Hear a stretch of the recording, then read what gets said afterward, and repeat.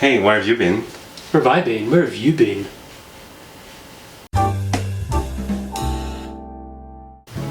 Hello and welcome to Cooking with Sean and Jean. Episode 7. On today's episode, we're going to do things a little differently. Although I feel like I say that every episode now. Yeah. Instead of presenting the same dish two different ways, we're going to present two different recipes that are somewhat similar. I'm going to present a cake called a Lamington, which is probably Australian.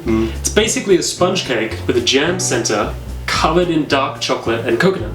I've never heard of Lamington, but we have something similar in France. We put jam on a sponge cake and we roll it and we cut slices out of it. It sounds similar. Yeah. You can put jam on anything and call it a dessert. This cake is really good for like an afternoon tea when it's kind of a bit rainy outside, or right after you've finished a hard day of school. Yeah, well, let's get started. For my recipe, you're going to need 190 grams of butter, 125 grams of sugar, 3 eggs, 300 grams of flour with some baking powder, 240 grams of milk, 200 grams of thickened cream, 250 grams of dark chocolate, some jam of your choice, and some coconut. For my recipe, you will need 7 egg whites, 125 grams of caster sugar, 120 grams of icing sugar, 55 grams of flour, 125 grams of hazelnut powder, and 125 grams of coconut powder. You're going to start by mixing the butter with the sugar into a bowl and stir that around until the butter becomes soft and mixes with the sugar.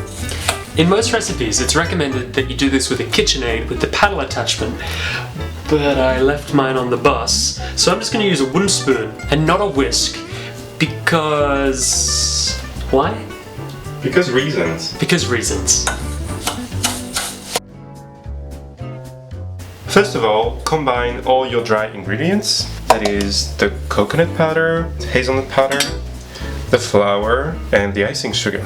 Sift them all together if you have the material. If not, just make sure that they all perfectly combine using a whisk. And whisk the egg whites. When the egg whites have reached this consistency, that is soft white peaks, you can add the caster sugar bit by bit and then resume the whisking. Once the butter and the sugar are light and fluffy, we're going to take our eggs and add them one at a time. Now we add them one at a time to prevent the batter from curdling. But why does that do that? Curdling? Yeah. Oh, because of the difference of texture between the eggs that are 70 to 80% water and the sugar and butter that is mostly fat. It's like whisking water and oil. It's uneasy, but if you add flour bit by bit, it's going to be easier. So why don't you just do this? So if you're doing this like me by hand and your batter starts to curdle, don't worry about it. Just add a little bit more flour. It happens to every chef. Oh, it never happened to me. Only a crazy egomaniac chef would never admit to their batter curdling. And then you're going to add the flour to the egg, butter and sugar mixture. They say in the recipe to sift this, but I don't care. So add 1 tablespoon of flour and stir the mixture. Then take a little bit of milk and add roughly about the same amount of milk as the flour. Here we're making a biscuit that we call a dacquoise. Dacquoise is usually made with hazelnut powder or just almond powder. When all the caster sugar has been incorporated, you're gonna add the rest of the dry ingredients bit by bit and keep on whisking. Here I decided to divide the weight of hazelnut powder with half of coconut powder, so we have a resemblance with the Lamingtons. I added all the milk and all of the flour one by one and mixed it around. I may have whisked it just a little bit, but you really want to get that batter nice and creamy. Then you're going to transfer it into whatever baking tray you have. I'm going to use a big one. You want to spread that out thin. Then we're going to put this in the oven at 180 degrees for 30 minutes. When everything is combined, you're going to put the dough on a baking tray covered with baking sheet, okay? You could just put the dough on the baking sheet and then even it with a spatula, or do it with a piping bag, so all the batter is in the piping bag. And try to have the shape of a rectangle, because remember that then we're going to roll it Oh, that is oddly satisfying. Then put it in the oven for about 15-20 minutes at 180 degrees. So now what I'm gonna do is prepare a syrup. We're gonna combine the same amount of sugar and liquid, so that is, let's say, 100 grams. The juice of the lemon, so that's 30 grams, and complete with water.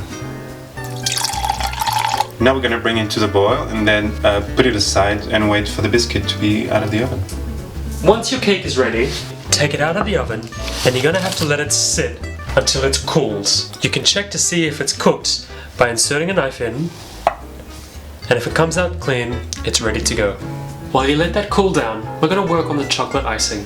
Break all the chocolate into a small bowl and place it on a saucepan with some boiling water. Once the dark chocolate is melted, add the 200 milliliters of cream and stir. Once the cake is ready, you're gonna brush it with the syrup.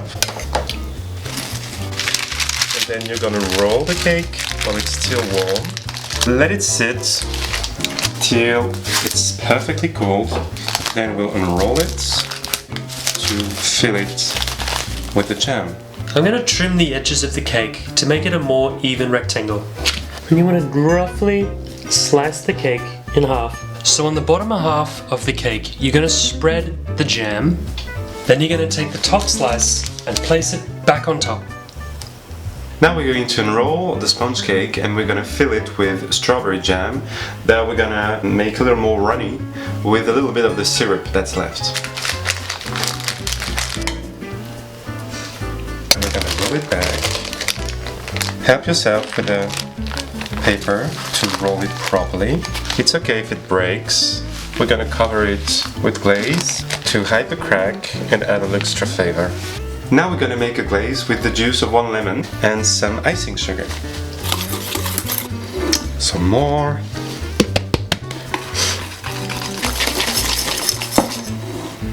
Okay. Now that you've reached this consistency, we're going to glaze the cake. Once your chocolate icing has cooled a little bit, we're going to apply it to the cake using a spatula.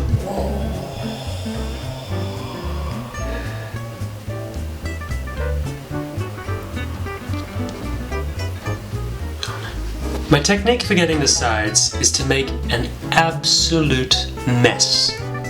It's working. Now, since we have some leftover of chocolate from Sean's cake, we're gonna use it to decorate using this cornet I made of baking paper. And at the final stage, add the coconut.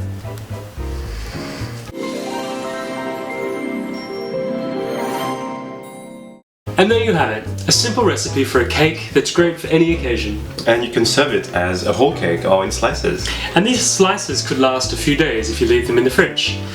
Overall, I would say it's a pretty good recipe. I paid €30 to make that joke. Okay. Alright, bye.